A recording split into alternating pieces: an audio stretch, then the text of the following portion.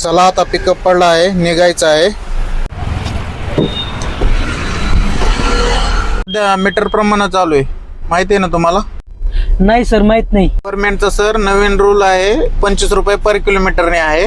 नाही दादा, नेहमी मी कंपनीच्या रेट नुसारच जातो. नाही सर, तुम्हाला मीटर प्रमाणेच यावं लागेल, आम्हाला कमी रेट मध्ये परवडत नाहीये. नाही दादा, तुम्हाला आहे ह्या बिल नुसार यायला जमल का? नाही सर, मला परवडत नाहीये, तुम्ही दुसरी कॅब बुक करू शकता. नाही दादा, मला आधीच ऑफिसला जायला लेट झालंय. अहो सर, तुमचं बरोबर आहे, पण आम्हाला बी परवडलं पाहिजे ना.